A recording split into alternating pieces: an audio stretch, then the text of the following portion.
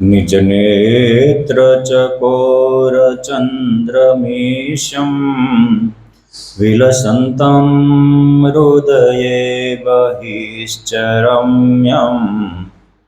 कमलाभयदानपाणिमीडे जलदश्यामतनुं सीताम्बरं ताम्। ओम श्री स्वामीनारायणाय नमो नमः। श्री हरिकृष्णाय घनश्यामाय पूर्णपुरुषोत्तमाय नमो नमः। बोलो श्री स्वामीनारायण भगवाननी जय। घनश्याम महाराजनी जय। આજે परम पाविनी नरसिंह चतुर्दशी है। आखू नरसिंह पुराण लखाणु है। पुराणों में पण अनेक ग्रंथों में भक्त प्रहलादनु आख्यान लखाणु है। मबलख पाक लेवो होय तो बीज हारा वाववा जोईए। अपने एम थाय के जे भगवानना अस्तित्वने मिटावी देवा माटे मथनारा व्यक्तिने त्यां प्रहलाद जेवा महान एकांतिक भक्त केम थया। आजे मारे थोड़ू भगवान नरसिंहना जीवननु रहस्य कहेवुं छे। परमात्मा क्या प्रगट थाय छे, कोण हिरण्याकश छे, कोण प्रहलाद छे, ए समजवुं छे।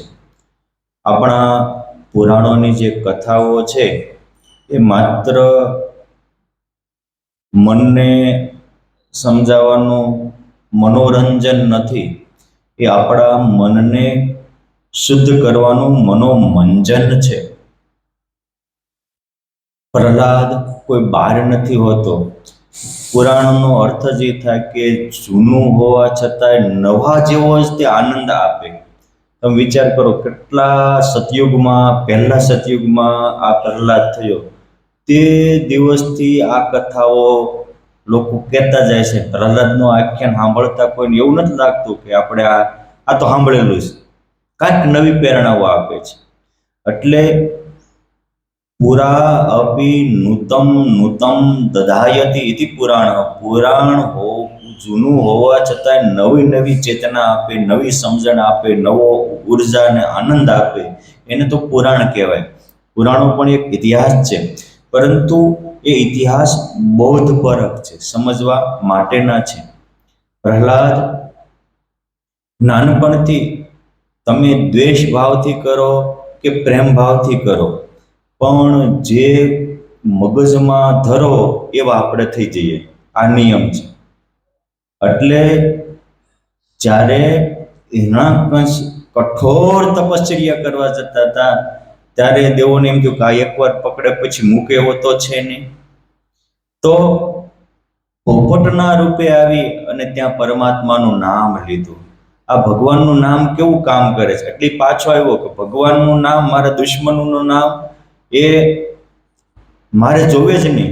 એટલે એમના ધર્મપત્ની કયા તું કે છે કે શું થયું કે પોપટ નારાયણ નારાયણ બોલતો। શું બોલતો હતો? નારાયણ નારાયણ બોલતો હતો। શું? નારાયણ? હા, એ જે એ વખતે હરિસ્મૃતિ સાથે ગર્ભાધાન થયું અને એના ભક્ત પ્રહલાદ થયા। મારે એ કહેવું છે કે આપણું આ આખ્યાન એ મોટું મનોવિજ્ઞાન છે। પ્રહલાદનું આખ્યાન કે આપણે ત્યાં આપણે જેવા હોઈએ પણ ઉત્તમ સંતાનની પ્રાપ્તિ કરવી હોય તો એક ભોજનની ક્ષણ, બીજી ગર્ભાધાનની ક્ષણ અને ત્રીજી ધ્યાનની ક્ષણ, આ જીવનમાં બહુ મહત્વની ક્ષણો ગણાય છે। મહાભારતમાં લખ્યું છે કે આ ક્ષણે માણસ જેવું વિચારતો હોય ને એવો એ બની જાય છે।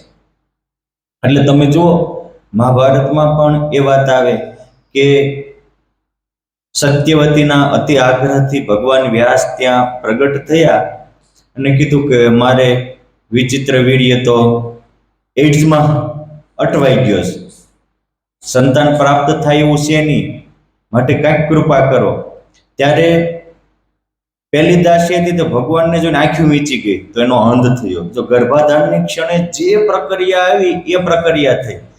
બીજી બહુ રંગરોગાન કરીને આવી તો એના પાંડુ થયા. ત્રીજી ભગવત સ્મરણ સાથે આવી તો ગર્ભાધાનની ક્ષણે જે સામેવાળાની મેન્ટાલિટી હતી એવા પુત્ર પ્રાપ્ત થયા. આ ગર્ભાધાનનું મહત્વ છે. અને એમાં તે કોઈ બાળકનું ગર્ભાધાન થાય ત્યારે એમાં શ્રવણ શક્તિ બહુ ગજબની હોય છે. એટલે તમે જોજો, ગર્ભમાં જન્મા પછી એને તમે 100 વાર શીખવાડો ને ત્યારે 1 વાર શીખે. અને ગર્ભમાં હતો ને અભિમન્યુ અને કૃષ્ણ ભગવાને ખાલી સુભદ્રાને 7 કોઠાની વાત કરીને ત્યાં બધું યાદ રહી ગયું. કારણ કે ત્યારે ખાવ પરિપાટી છે. પછી આપણને યાદ નથી રહેતું એનું કારણ યાદ શક્તિ ઘટી ગઈ છે એવું નથી, આપણામાં શંકા કુશંકાના ઝાડવા મોટા થઈ ગયા છે. એટલે આપણે ત્યાં એ પૂર્ણ એકાગ્રતાથી લાગતા જ નથી. એ ગર્ભામાં હતા અને રામાનંદ સ્વામી ભગવદ વાર્તા કરી અને એમાં લાલુબા દેવીને ઊંઘ આવી તો કે હરે હરિકથાના હરિરસામૃતનું પાન કરાવો એ બ્રહ્માનંદ સ્વામી થાય. એને ઘોડા ઉપર હાથ મૂકે તો નિષ્કામી કરી નાખે એટલી તાકાત આવે. આ એ ગર્ભનો સંસ્કાર છે. અને એ ગર્ભાધાન વખતે પરમાત્માના નામનો પોકાર કર્યો અને એમાંથી ભક્ત પ્રહલાદ થયા. ઓલો તો તપ કરવા ગયો. મેઇન મુદ્દો આ છે કે એને પરમાત્મા સાથે દ્વેષ શા માટે બંધાણો? તો ભગવાન છે એ સદગુણોનું મૂર્તિમાન સ્વરૂપ છે. શું છે? અને ધર્મ છે એ પણ સદગુણો એ ધર્મ છે અને દુર્ગુણો એ અધર્મ છે. કઈ ધર્મ અધર્મ નવા નથી હોતા ડાંગરભાઈ, દિનેશભાઈ. સમજવા માટે કે પૃથ્વી એ ક્ષમાનું મૂર્તિમાન સ્વરૂપ છે. આપણે એની ઉપર ગમે એમ કરીએ તો કઈ થાય નહીં. બોલો, હિરણાકશનો મોટો ભાઈ હિરણાકશિપુ એ આખી પૃથ્વી એટલે કે ક્ષમાને બગલમાં મારી દીધી. ત્યારે ભગવાન વરાહ રૂપે પ્રગટ થયા, એનો વિનાશ કર્યો. હવે આ થયો હિરણાકશ, મારે મારા ભાઈનું વેર લેવું છે. એટલે એને શું કર્યું કે પરમાત્મા નામનું તત્વ જ કોઈ નથી ધરતીમાં, હું જ સર્વે સર્વા છું. અને એની માટે પણ પ્રથમ તો પછી આરાધના ભગવાનની જ કરી. પહેલા કોની? ઓમ નમો શિવાય, ઓમ નમો શિવાય, ઓમ બ્રહ્મણે નમઃ. એને કઠોર તપશ્ચર્યા કરી. તમારે કોઈ પણ શક્તિ જોતી હોય તો તપશ્ચર્યા તો અનિવાર્ય છે જ. સાધના વિના સિદ્ધિ થાય નહીં. અને તપશ્ચર્યા કર્યા પછી દિવસે ન મરું, રાતે ન મરું, સૂકે ન મરું, લીલે ન મરું, રાતે ન મરું, દિવસે ન મરું, માણાથી ન મરું, પશુથી ન મરું, એક આખું મોટું લિસ્ટ બનાવ્યું. શું કામ? અહંકારને હંમેશા એવું જ હોય છે કે મારે ક્યારેય મરવું નથી. એટલે ન મરવાના એ 1000 વિકલ્પ શોધશે. ત્યારે શ્રદ્ધા હંમેશા એમ કે છે કે પ્રભુ હું તો તારા નામ જપું છું. પ્રભુ સુનિરી મેરે નિર્બલ કો બલરામ, તમે નિર્બલના બલરામ છો. હે પ્રભુ તમે જેમ કહો એમ હું કરું. પ્રહલાદ એ શ્રદ્ધાનું પ્રતીક છે. હિરણાકંશ એ અહંકારનું પ્રતીક છે. પ્રહલાદ આસ્તિક પૂર્ણ છે, હિરણાકંશ પૂર્ણ નાસ્તિક છે. પણ યાદ રાખો, નાસ્તિક આસ્તિકનો દુશ્મન નથી. દૂધ દહીંનું દુશ્મન નથી. દૂધમાંથી જ દહીં પેદા થાય છે કે બીજે ક્યાંથી થાય છે? એમાંથી જ થાય ને. એમ જો પહેલો હિરણાકશ તેજો દેશમાં પણ ભગવાનનું નામ ભજન કર્યું, સાધના કરી, ત્યારે આસ્તિક હતો. અહંકાર આવ્યો જ્યારે આપણે ઈશ્વરના તત્વને ઇનકાર કરતા થઈએ એટલે આપણે પણ નાસ્તિક કહેતા અહંકારી કે રાક્ષસી વૃત્તિના બની જતા હોય છે. પછી કોઈનો ડર ન રહે. આ એક પ્રહલાદ કે એક હિરણાકશની વાત નથી. માણસમાં જ્યારે જ્યારે કોઈ સ્થાન પ્રાપ્ત થાય, કોઈ જાજી સંપત્તિ પ્રાપ્ત થાય કે કોઈ પદ પ્રાપ્ત થાય ત્યારે માણસની આ જ હિરણાકશ જેવી જ મનોવૃત્તિ થઈ જતી હોય છે કે કોને ભગવાનને ભાળવા દેખાય, મેં ક્યાંય જોયો નથી. હવે એના કહેવાથી પરમાત્મા વયા નથી જતા. હિરણ્યકશ્યપે ઘોષણા કરી અને એ હિરણ્યકશ્યપના વંશજો આજની તારીખ સુધી છે. આજે પણ તમને કેટલા એવું છે કે અમે ભગવાનને માનતા નથી. એટલે ભલા તારા માનવાથી હું ભગવાનને ફરક પડવા છે ને ન માનતો એને હું પ્રશ્ન વયો જવાનો છે. આપણે પરમાત્માને માનીએ છીએ, આપણા આનંદ માટે માનીએ છીએ, આપણી સુરક્ષા માટે માનીએ છીએ, આપણા શાંતિ અને મુક્તિ માટે માનીએ છીએ. એમાં પરમાત્માને કોઈ ફરક ન પડે. અને આ વસ્તુઓ ઠેઠ કપિલ ભગવાને કપિલ ગીતામાં ઠેઠ સતયુગમાં કહેલી કે આ દુનિયામાં 8 પ્રકારની વસ્તુ હોવા છતાંય દેખાય નહીં. હું હરેશભાઈ, 8 પ્રકારની વસ્તુઓ હોવા છતાંય દેખાય નહીં. જો આ મંદિર છે તો મંદિરને પાયો છે કે નથી? છે, દેખાય છે. ઝાડ છે ચોકમાં, એને મૂળિયા છે કે નથી? નથી, છતાં માનીએ છીએ ને.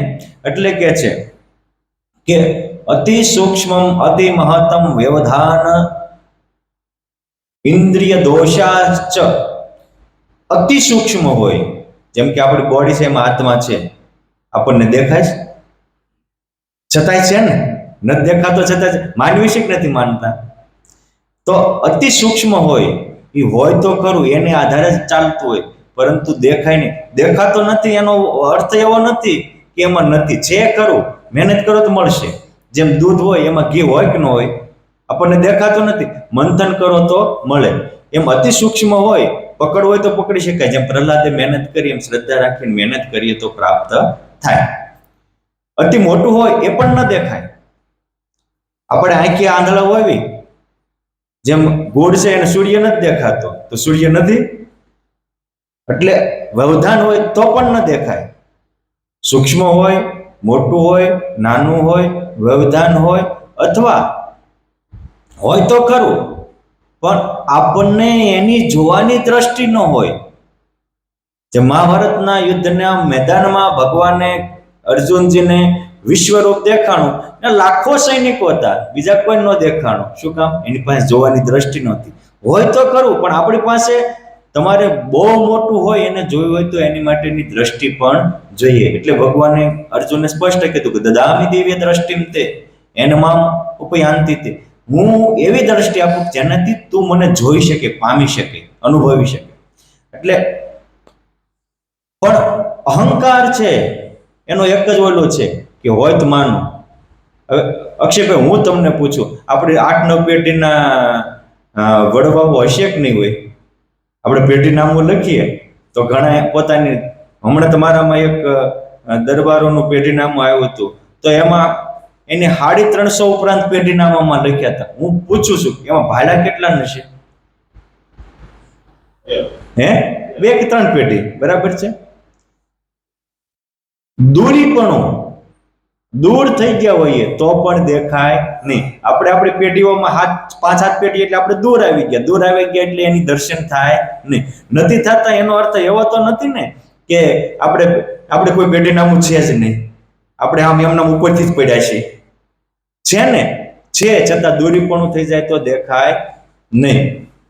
એટલે આ સમજવા માટેનું કે અતિ વ્યવધાન હોય, બહુ દૂર થઈ ગયા હોઈએ તો પણ દેખાય નહીં. આપણો અહંકાર આપણને પરમાત્માથી દૂર કરી દે છે. આપણો અહંકાર આપણી જે આત્માની ચેતના છે એનાથી દૂર કરી દે છે. અહંકાર એટલે હું કે મને ખબર પડે એવી બીજાને કોઈને ખબર પડે નહીં. સ્વશ્રેષ્ઠતા એ અહંકારનું મૂર્તિમાન સ્વરૂપ છે. અને પછી સ્વશ્રેષ્ઠતા આવે આ હિરણ્યકશ, અને પછી એમાં અદેખાય જન્મે, એમાંથી હોલિકા પ્રગટે. એટલે અહંકાર હંમેશા સદગુણોને મારે છે. નાનો પ્રહલાદ નાનો છે, હંમેશા અહંકારને એવું લાગે છે કે સત્યનું અસ્તિત્વ જ નથી, પરંતુ સત્ય ક્યારેય એની સાથે એક્શન સામે રિએક્શન નથી લેતો. એ એની રીતે એનો બાપો કે છે કે ભાઈ તું ભગવાનને છોડી દે, હું તને ત્રિલોકીનું રાજ આપી દઉં, બધું જ આપી દઉં, તું કહેતો રાજા સ્થાપી દઉં તો આ બધા ખજાના તારે હવાલે કરી દઉં, દાસ દાસી હવાલે કરી દઉં. અહંકારને હંમેશા સત્ય નાનું હોય તો એનો ભય બહુ હોય છે કે નહીં આ રહી જશે તો, ટકી જશે તો. અને આ એક હરણાકેશની વાત નથી, દરેક સત્તાધીશોની આ વાત છે સ્વામી. દરેક સત્તાધીશો પછી સત્તા કોઈ મોટા મંદિરની મહાનતા હોય, કોઈ ગુરુપદ થઈ ગયો હોય, પણ જો અહંકાર આવી ગયો હોય તો એ હેઠેના વાળાને એટલો બધો ડરતો હોય, આપણને એમ થાય કે આપણે તો હજી હાવ નાના છીએ. પરંતુ એ વસ્તુ યાદ રાખો કે ગમે 3 લોકનું રાજ્ય છે ઓલા પાસે, પ્રહલાદ પાસે શું છે? પછી એક સત્ય છે. સત્યનો મીન્સ સાચો નિર્ણય છે. પ્રહલાદ બુદ્ધિ તો હશે જ તેને. આપણને કોઈ કઈ કીધું હોય કે ભાઈ તમને એટલું વસ્તુ આપી તો આપણે 1 મિનિટમાં ફરી જાવી. આજે તો માણસ એટલા બધા આપણા મગજમાં હિરણાકશના પરંપરાના વાયરસો આવી ગયા છે કે નાની નાની વાતોમાં હગા ભાઈ ભાઈના ગળા કાક કરી નાખે, અને નાની નાની વાતોમાં બોલેલું ફરી જાય. પ્રામાણિકતા, નીતિમત્તા, માનવતા બધું નેવે મૂકી દે. અને સામાન્ય માણસો મૂકે એવું નહીં, અમુક સત્તાધીશ હોય તે જો એનો સ્વાર્થ પૂરો ન થતો તો 1 સેકન્ડમાં સામેવાળા ઉપર બુલડોઝર ફેરવી નાખે. આ અહંકાર એ વરણ મારવા એટલે અહંકાર સદગુણને પર્વત ઉપરથી પછાડે છે, પરંતુ સદગુણ કોઈ દી તૂટતા નથી. અહંકાર એ વ્યક્તિને અગ્નિમાં હળગાવે છે. અહંકારમાંથી થયેલો રાગ દ્વેષી બેનને હોલિકાને લઈ અને એ પ્રહલાદને મારવા તૈયાર થઈ જાય છે. આ અહંકાર બધું કરાવે છે. આપણે પણ અહંકારનો એક જ ધંધો છે, બીજા દુઃખ થાય એમ કરવું. અને ભક્તપણાનો, શ્રદ્ધાનો એક જ ધર્મ છે કે હવને સુખ થાય એમ કરવું. આપણું કેમ? આપણે હિરણાકશના પક્ષમાં છીએ કે પ્રહલાદના? આપણામાં પણ અહંકાર છે, આપણામાં પણ શ્રદ્ધા છે. શ્રદ્ધા હંમેશા સત્યનો સ્વીકાર કરે છે, અને અહંકાર સત્યના અસ્તિત્વને મિટાડી દેવા. મને જ માનો, મને જ પૂછો, મને ખબર પડે બીજા કોઈ ખબર ન પડે. આ આપણો ભીતરનો હિરણાકશ બોલતો હોય છે. જ્યારે આપણે બોલતા હતા ત્યારે ભીતરનો પ્રહલાદ હંમેશા શ્રદ્ધાથી જીવે છે, અને એને અસત્યારે કોઈ વેર પણ નથી. એટલે તો જુઓ ને, એનો બાપ એની ઉપર સમુદ્રમાં ફેંકે છે, પર્વત ઉપરથી ફેંકાવે છે, હાથીઓ ઉપર કચડાવે છે, ઝેર આપે છે, કેટલા હિરણાકશ પ્રહલાદ માટે કેટલું કરે છે. એમ માણસના જીવનમાં જ્યારે અહંકાર આવે ત્યારે એ નીચેવાળા માટે કેટલું કરે અને મોટા કરે નાના માટે. આ કથા કેવી છે કે મોટા નાનાને દુઃખ દે. અને સંસ્કૃતમાં માછલી નિર્કલન ન્યાય આવે. એટલે કે સમુદ્રમાં હજારો પ્રકારની માછલીઓ રહેતી હોય, એ માછલી જીવે કોના આધારે? નાની માછલીઓને જીવીને ખાઈને જ મોટી મોટીઓ થતી હોય. એમ આ જ્યારે અહંકાર આવે ત્યારે હેઠલા વાળાને સગળીને પોતાના અહંકારને જાડા કરતા હોય. પછી એ ધાર્મિક નેતા હોય, સામાજિક નેતા હોય કે પારિવારિક નેતા હોય, નેતાનો જો એ ખરેખર ભક્ત હોય તો એ કહેશે કે ખોટા માટે શા માટે જીવો છો? પ્રહલાદ એની સાથે આવેલા બાળકોને એમ કે છે, પેલા મરી જાવું છે મૂર્ખ્યો, સીધે ચડો બીજે નોર, ભજી લો એક ભગવાનને, તજી સોર બકોર. બીજો સોર બકોર મૂકી દો, મારું તારું મૂકી દો, ઈશ્વરની આરાધના કરો. અને આરાધનામાં એટલી ચુંબકીય તાકાત છે. હું ઘણીવાર કહું કે વિચારોનું કેન્દ્રીકરણ અનેક શક્તિને ઉર્જાનું મૂળ છે. અને એ આપણું વિચારોનું કેન્દ્રીકરણ ક્યારે થાય? તો અમે પડકાર આવે, ચેલેન્જ આવે, એમાં સ્થિર રહ્યો તો વિચારોનું કેન્દ્રીકરણ કહેવાય. પ્રહલાદને ચેલેન્જ કેટલી છે, છતાં એ સ્થિર રહે છે. શું કામ? એની શ્રદ્ધા સાચી છે. એને એકવાર કોઈ સાચા પાસેથી સાચું સ્વીકાર્યું છે, મનમાનું નથી કર્યું. એટલે પ્રહલાદ માટે એવું લખાણું, ગર્ભમાં ગુરુ કર્યા મુનિ નારદ ને નિર્ધાર, એને કરીને લાગ્યો દિલમાં ભક્તિનો તાર. શેનો તાર લાગ્યો? ભક્તિનો તાર. અને જ્યારે એના બાપા મારી નાખવા તૈયાર થયા તો અમારા નિષ્કુળાનંદ સ્વામી ધીરજાખ્યાનમાં લખ્યું છે કે પ્રહલાદનો ઠેરાવ કે અનેક જન્મ ખોયાવણ અર્થે અંતે નાયવા કોઈ કામે, આ એક દેહ હરીને અર્થે રાખવો કરી 8 જામે. અડગ શ્રદ્ધા, અડગ નિષ્ઠા. એક બાજુ આપણામાં રહેલો અહંકાર રૂપી હિરણાકશ છે, એક બાજુ પ્રહલાદ રૂપી શ્રદ્ધા છે. આપણી શ્રદ્ધા ક્યાં? સંપત્તિમાં, આપણને મળેલા પરિવારને ટકાવવામાં, કે આત્માને બચાવવામાં. મેન મુદ્દો આ છે. તમે એકના ભોગે જ એક રહેશે, બોધ અને વિરોધ સાથે નહીં રહે. એમ અસત્યમાં શ્રદ્ધા હશે તો અસત્ય માટે જ જીવાશે, અને હંમેશા સત્યના આપણે વિરોધી જ રહેશું. પ્રહલાદને સત્યમાં શ્રદ્ધા હતી તો એ સત્ય માટે જીવતા. ભગવાન સ્વામિનારાયણ પણ આ પ્રહલાદનું આખ્યાન અનેક વાર કહેલું છે. ભગવાન સ્વામિનારાયણ વિક્રમ સંવત 1868માં ગઢપુરમાં બેઠા હતા, અને એ વખતે નરસિંહ જયંતિ આવી. ભગવાને પણ અનેક વાર નરસિંહ જયંતિ ઉજવી છે. અને એ વખતે મોડાના જામનગર પાસે અલૈયા મોડા ગામ છે, ત્યાંના બે રાજકુમાર રણમલજી અને પૂજાજી એ બધું જ પોતાના ઘર બહારને છોડીને ત્યાં આવેલા. અને પૂજા બાપુ કે છે કે મારે આજે નરસિંહ જયંતિ છે, મારે રસોઈ આપવી છે, પૂજન કરવું છે. ગઢપુરમાં મોટીબા વાળો વંડો, આજે એને લાકડા વાળો વંડો કહેવાય છે. આપણે ગઢપુર મંદિરમાં જઈએ અને ઓલી લક્ષ્મીબાગમાં જઈએ, એની જે ચોક છે એ ચોક થી દક્ષિણ બાજુ મોટો વંડો, મોટો આજે પ્રસાદીનો લીમડો પણ છે. એ જગ્યાએ એ પૂજા બાપુ મોટીબાનું કામ કરતા હતા. ત્યાં મહારાજને રસોઈ દેવા ગયા અને મહારાજનું પૂજન કર્યું. એ જ વખતે ભગવાન નરસિંહ ત્યાં પ્રગટ થયા, પ્રહલાદજી પણ પ્રગટ થયા, બલિ રાજા અને વામન ભગવાન પણ પ્રગટ થયા. ભગવાન સ્વામિનારાયણ પુષ્પના હાર પહેરાવ્યા. મારે એ કહેવું છે કે આજે પણ પરમાત્મા દિવ્ય દર્શન આપે છે. તેથી જ આપે છે એવું નહીં, પણ આપણી ફ્રીક્વન્સી મળવી જોઈએ.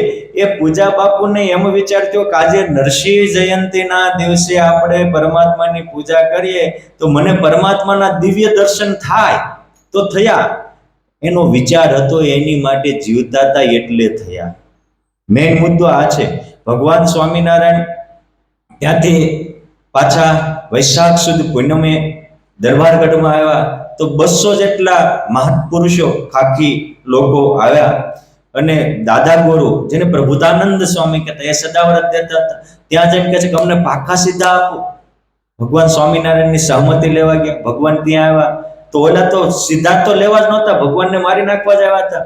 પણ એ જ વખતે ભગવાનને મારવા એ 200 જણા પોતાના જીભિયા હથિયાર લઈને તૈયાર થયા, ત્યારે ભગવાન એને નરસિંહ ભગવાન રૂપે દર્શન દીધા. ક્યારે દીધા? એને શ્રદ્ધા હતી નરસિંહમાં એટલે. અને પાછા મારે જે સામાન્ય છે ત્યાં ફરીને મારવા દીધા. ભગવાનને ફરીને એને નરસિંહ રૂપે દર્શન દીધા. ત્યારે કહે છે કે ઓહો, जिनके वास्ते हमने महामतारी छोड़ी है, जिनके वास्ते हम नंगे भूखे पेट घूमते फिरते हैं, वही हमारे एकड़े ब्रह्म नरसिंह हमको मिल गया. ભગવાન સ્વામિનારાયણે હજારોને નરસિંહ રૂપે દર્શન દીધા. અને એ 200 નું જીવન પરિવર્તન થયું. ક્યારે? વિચારોનું પરિવર્તન થયું ત્યારે. મેન મુદ્દો આ છે કે પરિવર્તન માટે પહેલા ચેન્જ આપણા ભીતરમાં થાય છે. પહેલા એ સ્વામિનારાયણને દુશ્મન માનતા કે આ તો કળિયુગમાં કોઈ ભગવાન હોય ને નમતા નમતા પૂજાય છે. ત્યારે મહારાજ એને જે ભાવના હતી ઈષ્ટ રૂપે દર્શન આપ્યા તો એમ થયું, ઓહો, આ તો રિયલ ભગવાન છે. અને સ્વામિનારાયણ ભગવાનના એ વખતે 3000 જેટલા પરમહંસો હતા. એ બધા એક એક પુરુષોત્તમ નારાયણે એની અનુભૂતિના દસ્તાવેજી પુરાવા હતા. અને પછી 200 ભગવાન સ્વામિનારાયણના પરમહંસ થયા.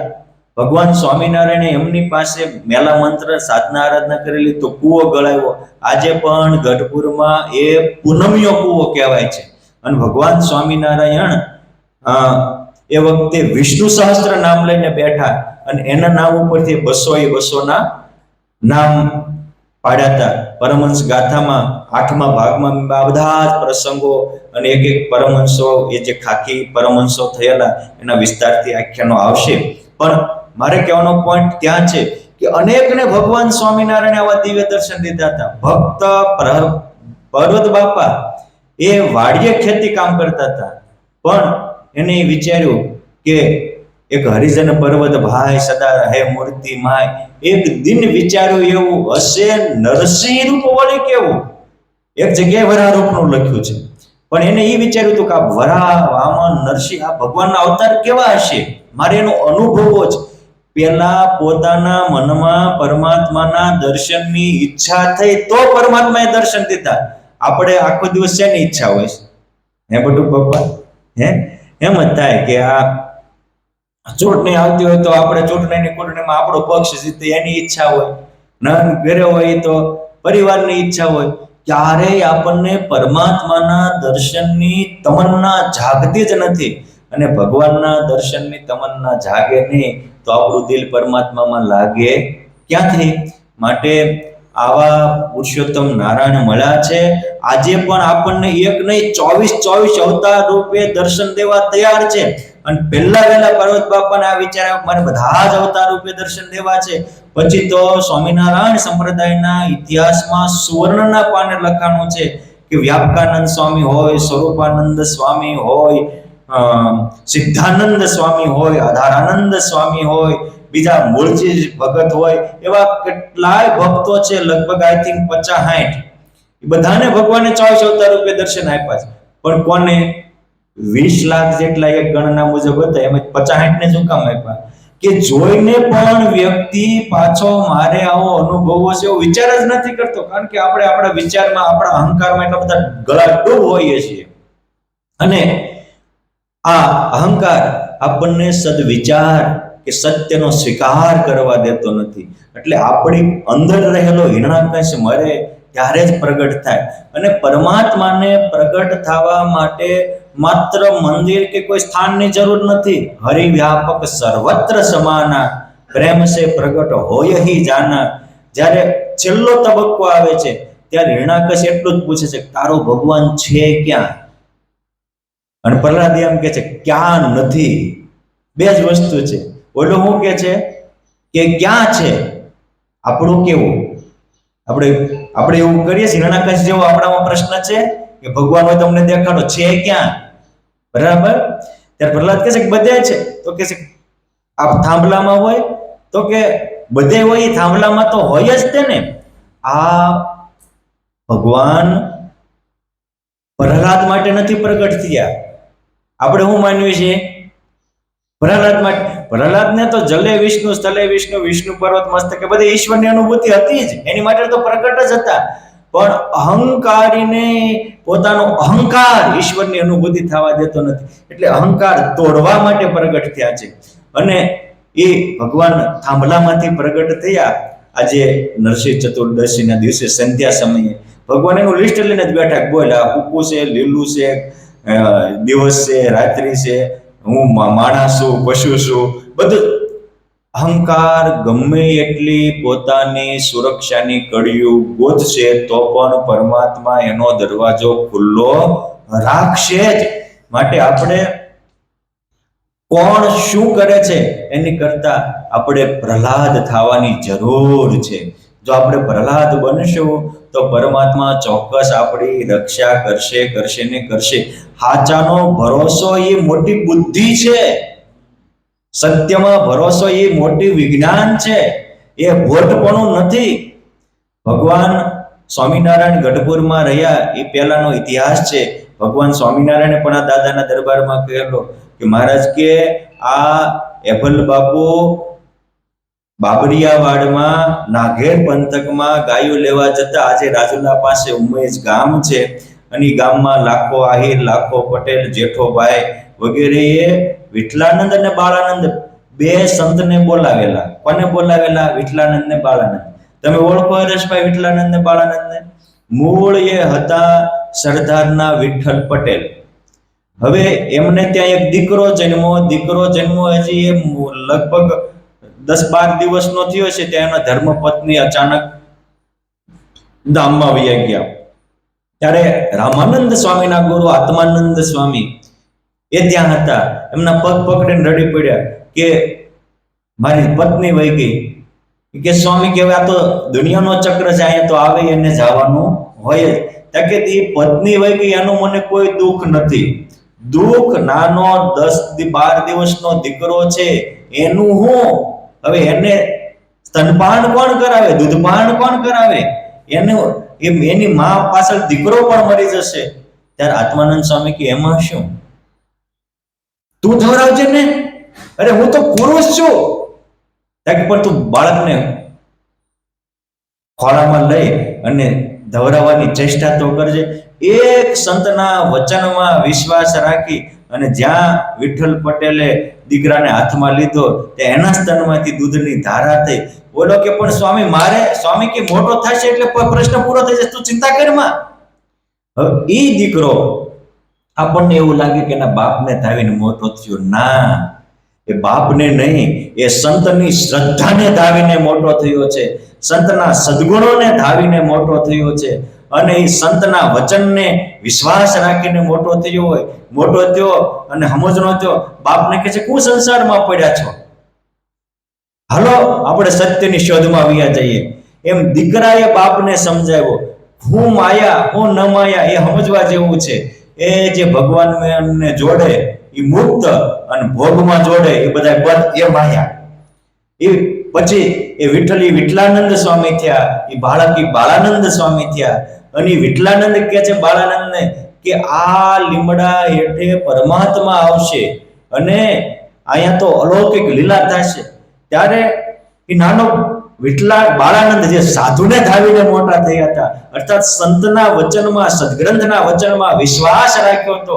એ કહે છે કે સાંભળો, એ લીમડા હેઠે માત્ર ભગવાન આવશે એવું નહીં, 500 પરમહંસોના બેસણા થશે, ત્યાં તો વચનામૃતના રસપાન થશે, કેસરીઓ રંગ ઘોળાશે અને આખા વિશ્વમાં એની સુગંધ પ્રસરશે.